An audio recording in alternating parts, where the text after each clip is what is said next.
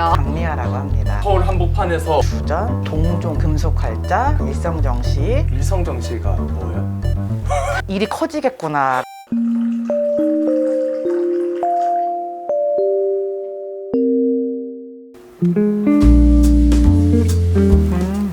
맛있어요. 저희가 아까는 이제 종로 유물에 대해서 많이 여쭤봤는데 그러다 보니까 박미아 팀장님의 이야기도 궁금해졌어요. 어떻게 하다가 고고학자가 되셨어요? 저는 처음에는 이제 도자기를 좀 좋아해서 뽀를 도자기를 만드는 전공을 했거든요. 그럼 도예학과인가요? 네, 맞습니다. 그래서 도자기를 이제 4년 내내 만들다가 네. 이제 만들다 보니까 내가 지금 만들고 있는 게 뭘까 이제 이런 좀 의문증이 들어서 석사를 도자사를 전공하게 됐어요. 이제 그러다 보니까 조선시대 도자기에 좀 관심을 가지고 살펴보게 됐어요. 예.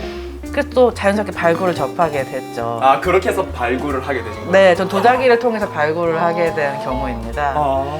이렇게 쭉 하다 보니까 지금까지 이제 업으로 삼고 있어요. 만약에 아이가 커가지고 도예과를 간다 네. 혹은 사학과를 간다 네. 둘 중에 어느 과를 보내고 싶으신가요? 아, 둘 다 말리고 싶은데. 근데 그거는 일단 그 아이의 성향이랑 가장 큰 연관이 있는 것 같아요. 저는 그래도 둘 중에 하나 선택한다고 한다면 사학과를 가라고 하고 싶어요. 인문학이 사실은 생활과 가장 관련이 없을 것 같지만 지금 현실을 생각해 봤을 때 예. 근데 또 가장 인간이랑 맞닿아 있는 부분이어서 이제 인문학을 공부한다면은 뭐든 할 수 있거든요. 그러면은 처음 나갔던 발굴 현장 혹시 네. 기억하세요? 서울 중학동에 위치한 유적이었어요. 예. 저는 그 당시에도 석사과정 중이었는데 처음엔 너무 떨렸던 것 같아요. 발굴 현장은 저는 조사자에게 그냥 주어지는 거라고 생각을 해요. 제가 선택할 수 있는 부분이 아니고 현장에 맞닥뜨려서야 이제 뭐가 나오는지 판단이 되죠. 현장은 그대로 있지만 그걸 조사하는 사람이 어떤가에 따라서 이제 해석과 판단이 달라지게 되는데 이제 그런 것들을 너무 잘 알고 있어서 중압감이 엄청 났겠는데요? 네, 너무 떨리고 부담감도 있어서 좀 그런 긴장감들 가지고 현장에 갔던 것 같습니다. 새롭게 유물들이 정말 다종하게 나오다 보니까 예. 계속 그것들을 파악하고 집에 가서 찾아보고 이런 일들이 연속이었던 것 같아요. 예. 그 당시에는 모든 게 다 새롭기 때문에 계속 찾아보면서 일을 해야 되는 상황인 거예요. 거의 주경 야독인 거예요? 이제 낮에는 파고 밤에는 찾아본다? 그렇죠. 예, 공부와 일을 병행할 수 있어서 장점도 되기도 하고 또 뭐 힘듦도 있고 그랬죠. 현장에서 도자기만 나오진 않을 것 같아요. 나오진 않잖아요. 그쵸. 그러면은 그때 또 특히 더 공부를 많이 하시게 될 것 같아요. 맞아요. 이번에 특히 공평 유물이 그런 케이스 중에 하나인데요. 제 금속 활자를 어떻게 알 수 있겠어요. 그래서 그걸 공부하는 재미도 있고 그리고 뭐가 나올지를 모르니까 예. 정말 강제로 공부하게 되는 아. 이제 그런 경우들이 종종 있습니다. 공부를 좋아하는 사람이 하면 좋은 직업? 아, 굉장히 좋은 직업이죠. 아, 굉장히 좋은 직업. 저희는 가끔 저희가 썼던 기사 네. 까먹거든요. 네. 혹시 공부하셨던 거 네. 어때요? 좀 뭐 까먹거나 그런 것도 있나요? 그럼요. 엄청 까먹죠. 그러시구나. 똑같군요. 그래서 늘 뒤에 책이 꽂혀 있어요. 아. 계속 찾아서 봐야 되니까. 그러니까 보통 연구원에 가면은 사면 벽이 다 책이에요. 아, 가장 기억에 남는 발굴 현장도 있을까요? 청진동 유적들이 뭐 기억에 남아요. 청진동이요? 네, 그게 이제 2000년 초반에 좀 이루어졌었는데 그곳의 유구 밀집도는 이제 제가 경험한 유적 중에서는 제일 많고 유물의 양도 방대한데 유물의 종류도 다양합니다. 일이 커지겠구나.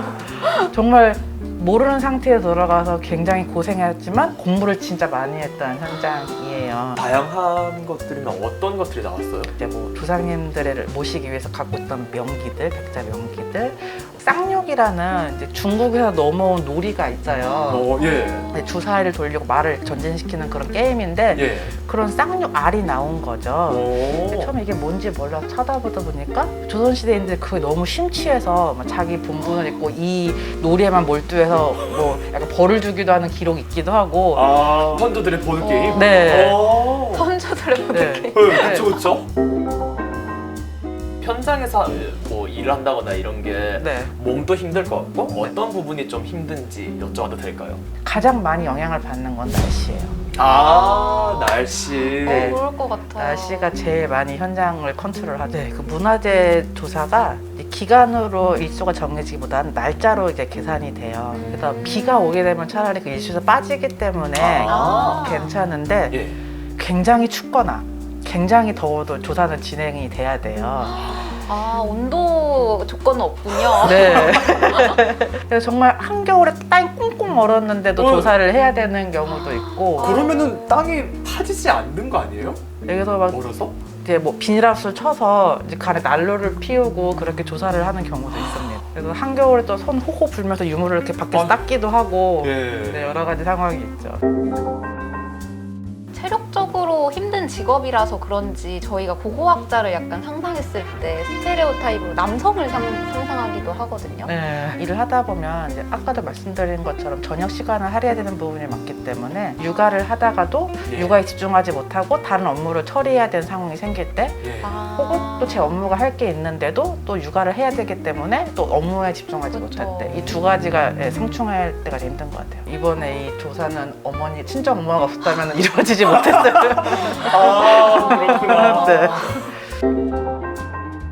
그렇게 힘듦에도 불구하고 네. 계속 고고학자로의 삶을 지금까지 살고 계시잖아요. 네. 어떤 점이 제일 매력적일까요? 제가 이 발굴을 담당하지 않았더라면은 보게 되던 쇼케이스를 두고서는 이제 볼 수밖에 없는 유물들인데 예. 이것들 날 것 그대로의 상태를 A부터 Z까지 다 담당해서 만지고 살피고 연구할 수 있는 일이 생기는 건 거잖아요.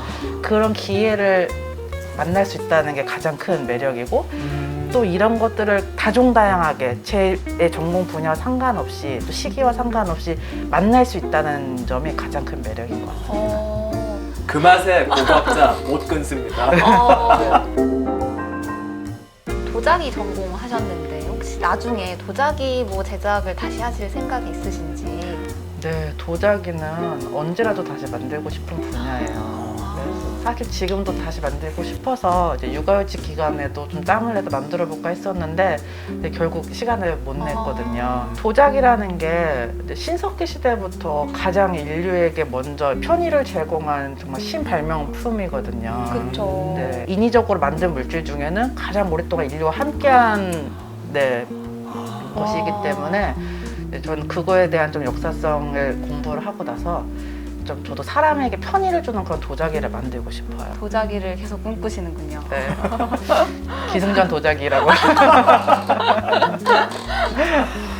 긴 시간 동안 저희와 네. 좋은 이야기 나눠주셔서 진심으로 아이고, 감사드립니다. 아니에요. 그러면은 네. 마지막으로 건배는 도자기장으로 할까요? 좋아요. 하나, 네, 둘, 셋. 도자기 짱! 감사합니다. 감사합니다.